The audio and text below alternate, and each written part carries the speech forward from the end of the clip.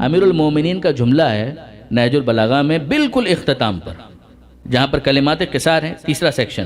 مولا یہ فرماتے ہیں کہ خدا نے اس وقت تک جاہل سے سیکھنے کا وعدہ نہیں لیا جب تک عالم سے سکھانے کا وعدہ نہیں لیا۔ جاہل سے سیکھنے کا وعدہ کس بنیاد پر لیا جائے اگر عالم سکھانے کے لیے تیار نہیں ہے؟ جاہل سے سیکھنے کا وعدہ لیا ہے مگر اس سے پہلے عالم سے سکھانے کا وعدہ لیا ہے، وہ سکھانے کے لیے آمادہ ہو تب تو یقیناً اس سے سوال کیا جائے کہ تو نے کیوں نہیں سیکھا۔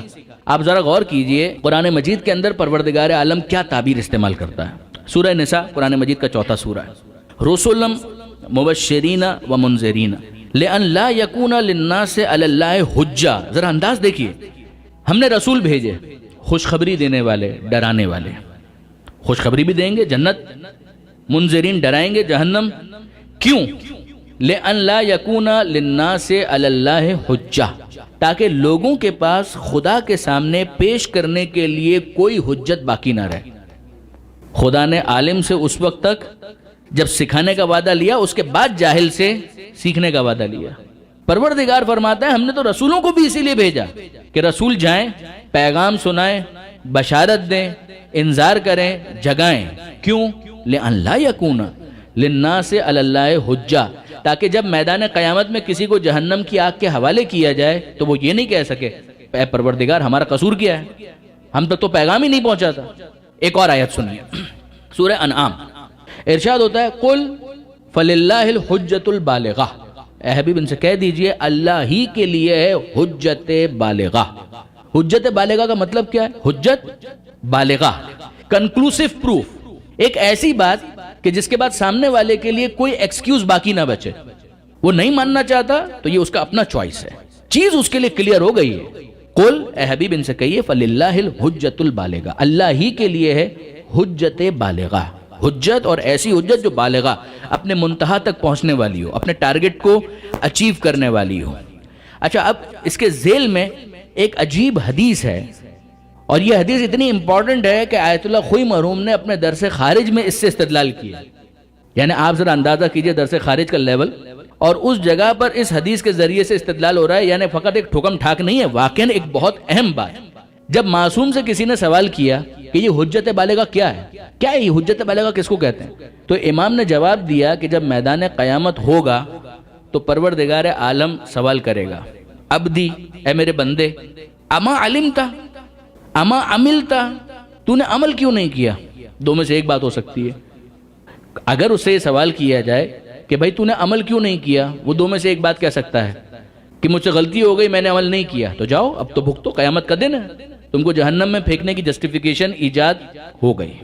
اس موقع پر جو تم کو پنشمنٹ دی جا رہی ہے وہ بالکل ٹھیک ہے۔ حجت بالغہ کا میدان قیامت میں پروردگار عالم کس طریقے سے گفتگو کرے گا؟ اس سے کہا جائے گا تو نے عمل کیوں نہیں کیا؟ وہ جواب یہ دے گا کہ اے پروردگار عمل اس لیے نہیں کیا کہ کوتاہی ہو گئی، نہیں کیا، اس موقع پر نفس مجھ پر غالب آ گیا وغیرہ وغیرہ، یعنی وہ اقبال جرم کر رہا ہے۔ اس دنیا کے اندر یہی بات اس نے خدا سے کی ہوتی تو توبہ تھی، مگر میدان قیامت میں اب اس سے سوال ہو رہا ہے تو یہ تو فائنل جہنم میں پھینکنے سے پہلے گفتگو ہو رہی ہے۔ وہ کہے کہ میں نے عمل نہیں کیا، ٹھیک ہے، تو اس کو جہنم میں پھینکنا بالکل جسٹیفائیڈ ہو گیا، عدل کے مطابق ہے۔ اگر وہ یہ کہے کہ میرے پاس علم ہی نہیں تھا، میرے پاس تو علم ہی نہیں تھا، میں عمل کیسے کرتا، پروردگار عالم کی طرف سے جواب کیا آئے گا؟ ہل لا علمتا، اگر علم نہیں تھا تو علم حاصل کیوں نہیں کیا؟ اب اگر وہ سامنے سے یہ کہے کہ ہاں موقع تو تھا، کتابیں تو تھی، پڑھنا بھی آتا تھا، ریسورسز بھی موجود تھے، مگر میں نے کوتاہی کی اور علم حاصل نہیں کیا، تو پروردگار عالم یہی سوال کرتا ہے کہ علم حاصل کیوں نہیں کیا؟ موقع موجود تھا، اپورچونٹی موجود تھی، سب کچھ تھا، علم حاصل کرتا اور پھر عمل کرتا۔ پروردگار عالم یہ کہہ کر اپنی حجت کو اس کے اوپر تمام کرے گا میدان قیامت میں۔ غور کیا آپ نے؟ لیکن اگر آگے بڑھ کر یہ کہہ دے کہ مالک میں علم کیسے حاصل کرتا، میرے پاس کوئی امکان ہی نہیں تھا، یہیں پر آپ اندازہ کیجئے کہ جاہل کے لیے فقہ کی کتابیں اگر آپ اٹھائیں گے نا، پہلے ہی چیپٹر میں خود آیت اللہ سیستانی نے بھی پہلے ہی چیپٹر کے اندر جو تقلید کی بحث ہے وہاں پر اس کو ڈسکس کیا، دیگر بزرگان نے بھی ڈسکس کیا، وہاں پر بھی آپ کو ملے گا کہ جاہل کی دو قسمیں ہیں، ایک ہے جاہل قاصر اور دوسرا ہے جاہل مقصر۔ جاہل قاصر کا مطلب کیا ہے؟ کہ جو جاہل ہے مگر اس جہل کا وہ خود ذمہ دار نہیں ہے۔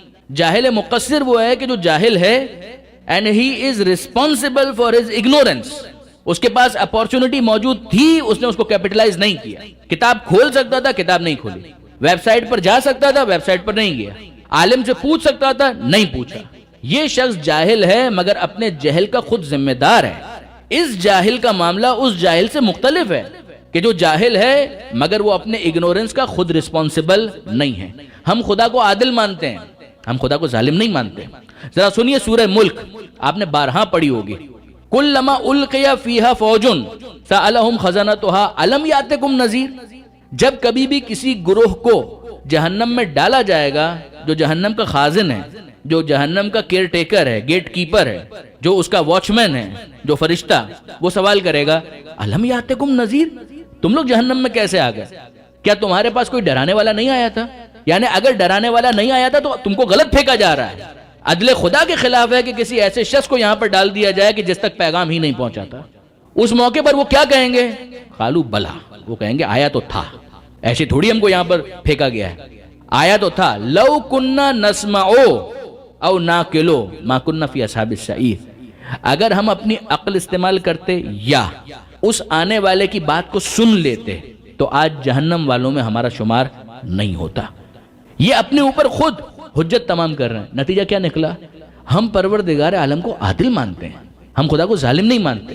اگر آج بھی فرض کیجئے کوئی ایسا کیس ہو کہ جس تک پیغام ہی نہیں پہنچا، نہیں پیغام پہنچا، کسی جنگل کے اندر وہ پیدا ہوا، وہیں پر وہ بڑا ہوا، وہیں پر اس نے زندگی گزاری، وہیں پر وہ مر گیا.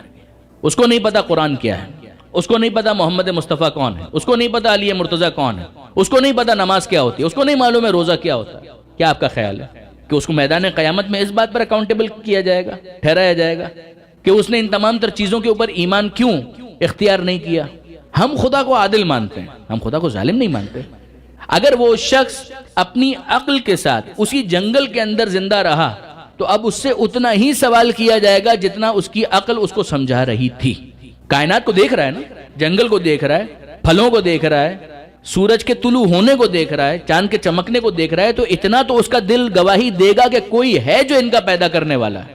بس اگر یہیں تک وہ پہنچ جائے، یقین کیجئے اگر یہیں تک وہ پہنچ جائے، اس تک کوئی مبلغ نہیں پہنچا، پڑھنا اس کو آتا نہیں ہے، کتاب کھول نہیں سکتا، کسی ویب سائٹ تک اس کا ایکسس نہیں ہے، کسی جگہ وہ نہیں ہے. جتنا اس کو سمجھ میں آیا، اس نے کہا مالک اتنا تو سمجھ میں آیا کہ تو ہے، تو چاہتا کیا ہے مجھے کچھ نہیں معلوم.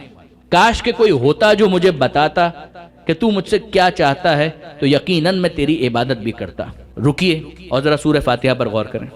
سارا یہی پورا ٹرینڈ ہے سورہ فاتحہ کے اندر، پورا ٹرینڈ یہی ہے. انسان کی وہ فطرت کی آواز جو اندر سے آتی ہے نا، سورہ فاتحہ میں اس کو بیان کیا گیا ہے. جہاں انسان تھرڈ پرسن سے شروع کرتا ہے، سورہ فاتحہ یہ بتاتا ہے کہ یہاں تک تو تم کو پہنچ جانا چاہیے، اس کے آگے تمہاری ہدایت ہوگی. کہاں تک پہنچ جانا چاہیے؟ الحمدللہ رب العالمین.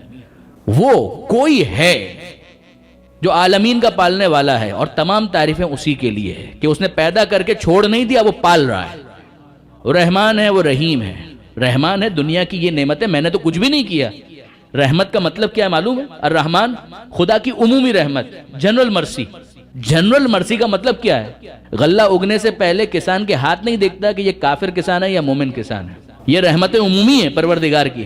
کبھی آکسیجن نے آپ کے پھیپڑوں سے سوال کیا کہ یہ مومن کے پھیپڑے ہیں یا کافر کے؟ یہ رحمت عمومی ہے پروردگار عالم کی جنرل مرسی. پانی آپ پیئیں، پیاس بجھانے سے پہلے پانی سوال نہیں کرتا کہ یہ مومن ہے کہ جس کے ہاتھ میں یہ جام آپ جا رہا ہے یا کافر ہے. کبھی سوال نہیں ہوگا. آپ کی رگوں کے اندر بہتا ہوا دوڑتا ہوا خون غذا سے انرجی کسب کرنے سے پہلے یہ سوال نہیں ہوتا کہ یہ مومن کا خون ہے یا کافر کا خون. یہ رحمت عمومی ہے. وہ بندہ جو کہیں بھی نہیں ہے وہ ہے، اور کائنات کے اندر کوئی مبلغ اس تک نہیں پہنچا. قرآن کہتا ہے یہاں تک تو تم کو پہنچنا چاہیے. تم ہو، اگر عقل بھی نہیں ہے تو اتنا بھی تقاضا نہیں. اگر عقل بھی نہیں ہے، پاگل ہے، تو اتنا تقاضا بھی نہیں. لیکن اگر عقل رکھتے ہو، اس دنیا میں ہو، کھا رہے ہو، پی رہے ہو، سورج دیکھ رہے ہو، چاند دیکھ رہے ہو، آسمان دیکھ رہے ہو، ستارے دیکھ رہے ہو، زمین دیکھ رہے ہو، اگتا ہوا سبزہ دیکھ رہے ہو، اور پھر اس کے بعد تم کو خالق کی سمجھ میں نہیں آتا. اتنا تم کو سمجھ میں آنا چاہیے کہ اس نے پیدا کر کے چھوڑ نہیں دیا، وہ مسلسل تمہیں پال رہا ہے. رحمان ہے اور اس کی رحمت عمومی ہے. اب وہ سوال کرتا ہے کہ جب اس کی عمومی رحمت ہے تو انصاف سے ایک بات بتاؤ کہ تم اگر 5 روپے کسی کو دو تو تم حساب مانگنے کا حق رکھتے ہو، اس نے تم کو زندگی دی ہے، وہ زندگی کا حساب مانگنے کا حق نہیں رکھتا؟ کئی عقلی ہے، کوئی تم کو نہ بتائے تو اتنا تو تمہاری عقل تمہیں خود بتائے گی۔ یہ کیا ہے؟ رحیمیت، پروردگار عالم کی رحمانیت جو عمومی رحمت ہے، مگر میدان قیامت میں وہاں پر عمومی رحمت نہیں ہے، وہ رحیمیت ہے، وہاں پر کسی بنیاد پر عطا کیا جائے گا۔ دنیا میں یہ نہیں دیکھا جائے گا کہ یہ مومن کے پھیپھڑے ہیں یا کافر کے، آکسیجن آئی، سانس کا انتظام ہو گیا۔ غلہ نہیں پوچھتا کہ شکم مومن کا ہے یا کافر کا یا منافق کا یا فاسق کا، نہیں۔ زندہ ہو، زندہ رہنے کے لیے غلے کی ضرورت ہے، کھاؤ جب تک تمہاری زندگی ہے، تمہیں سروائیول کے لیے یہ سسٹیننس پرووائیڈ کیا جا رہا ہے، یہ رزق دیا جا رہا ہے، اور کیا آپ نے۔ مگر میدان قیامت میں کیا ہے؟ کہ رحیمیت، وہاں پر کافر، مشرک، منافق، فاسق کوئی نہیں ہے، سب مومن ہے۔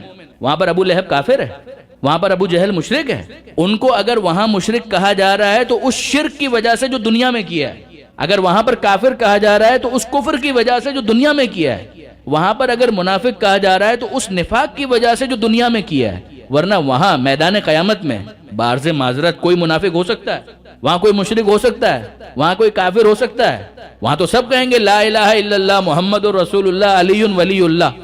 اگر کہا جائے 12 امام ہے، کہا سب کو مانتے ہیں، کہا یہ آخری رسول کا بالکل مانتے ہیں، مگر وہاں ماننا ان کو مومن نہیں بنائے گا۔ دنیا کا ایمان ہے کہ جس کی وجہ سے وہاں عنوان مومن چہرے کے اوپر نور لاتا ہے، سر کے اوپر تاج لاتا ہے، لیکن اگر دنیا میں مومن نہیں ہے تو وہاں تو سارے پکے مومن ہیں، وہاں کے ایمان کی وجہ سے جنت نہیں ملنی ہے۔ دنیا کا ایمان ہے کہ جو وہاں پر اس کو جنت دلاتا ہے۔ پروردگار عالم کہتا ہے رحمان بھی ہے، رحیم بھی ہے، اور تم خود اس بات تک اپنے آپ کو پہنچاؤ کہ ذرا دیکھو دنیا کی رحمانیت تمہارے سامنے ہے، اب اس کے بعد رحیمیت کا ایک $5 اگر تمہارے پاس ہیں، تم کسی کو دیتے ہو، حساب لیتے ہو، میں نے تم کو زندگی دی ہے، کیا میں زندگی کا حساب لینے کا حقدار نہیں ہوں؟ کا انسان کا دل گواہی دے گا کہ مالک یوم الدین جب حساب لے گا تو اس کا مطلب یہ ہے کہ حساب کے دن کا مالک ہے۔ اب تک 3rd چل رہا ہے۔ تمام تعریفیں اس اللہ کے لیے جو عالمین کا پالنے والا ہے، وہ رحمان ہے، وہ رحیم ہے، وہ قیامت کے دن کا مالک ہے۔ یہ وہ منزل ہے کہ جہاں پر انسان 3rd سے 2nd کو ایڈریس کرنے لگتا ہے کہ قربت اتنی تو بڑھ گئی کہ اب پروردگار عالم اتنا تو سمجھ میں آ رہا ہے کہ جس کو اب تک 3rd سمجھا تھا، اب 2nd سمجھ کر اس کو ایڈریس کرنا شروع کیا۔ ایاک نعبد و ایاک نستعین، مالک حساب تو لے گا، میں تیری ہی عبادت کرنا چاہتا ہوں، اب تو ہی بتا کہ تیری عبادت کیسے کی جائے۔ یہاں تک بس آواز آ جائے، ایاک نعبد و ایاک نستعین، اہدنا الصراط المستقیم، مالک مجھے سیدھا راستہ دکھا دے، ادھر ادھر لے جانے والے بہت ہیں، میں تجھ سے سوال کرتا ہوں، تو مجھے بتا کہ سیدھا راستہ کیا ہے۔ اور صراط الذین انعمت علیہم، ان لوگوں کا راستہ چاہیے۔ میں اس دنیا میں پہلا نہیں ہوں، مجھے بھی معلوم ہے، مجھ سے پہلے بہت سے آئے اور گزر گئے، فطرت کی آواز نے ان کو بھی مجبور کیا ہوگا کہ وہ تجھ سے یہ مناجات کریں کہ تو ان کو سیدھا راستہ دکھا، تو نے ان کو سیدھا راستہ دکھایا ہوگا۔ بہکنے والے بہکے بھی ہوں گے، میں بہکنا نہیں چاہتا، مجھے سیدھا راستہ چاہیے، اور مجھے پتا ہے کہ یہ ان لوگوں کا راستہ ہے کہ جن پر تو نے اپنی نعمت نازل کی۔ کون سی نعمت؟ آنکھیں تو میرے پاس بھی ہیں، ہاتھ پاؤں تو میرے پاس بھی ہیں، میں مانگ رہا ہوں نعمت ہدایت، مجھے ان لوگوں تک پہنچا دے کہ جن کو تو نے ہادی بنا کر اس دنیا میں بھیجا تھا۔ انعمت علیہم غیر المغضوب علیہم ولا الضالین، ان کا راستہ نہیں چاہیے کہ جن کے اوپر تو نے غضب نازل کیا، جو گمراہ ہو گئے، جس کے پاس خود ہدایت نہیں ہے، وہ مجھے ہدایت کیسے دے سکتا ہے؟ یہ پوری فطرت کی ترجمانی ہے جو پروردگار عالم نے سورہ فاتحہ کے ذریعے سے انسان کو متوجہ کیا ہے کہ یہاں تک تو پہنچو۔ پھر اس کے بعد جب یہاں تک تم پہنچ گئے، اب تمہیں جستجو ہونی چاہیے رسول کی، امام کی، کون ہے وہ نمائندہ، بس اس تک پہنچو، جتنا پہنچ گئے، جتنا سمجھ میں آ گئے، بس کرتے چلے جاؤ، اب عمل کرتے چلے جاؤ، اب آگے بڑھتے چلے جاؤ۔ میدان قیامت میں تمہارا عذر قبول ہے کہ مالک سمجھ میں جتنا آیا اتنا تو کیا، اب جو کمی بیشی رہ گئی تو معاف کر دے، تو پروردگار معاف بھی کرنے والا ہے، رسول کی شفاعت قبول کرنے والا ہے، بے شک ہے، مگر یہ فطرت کی پکار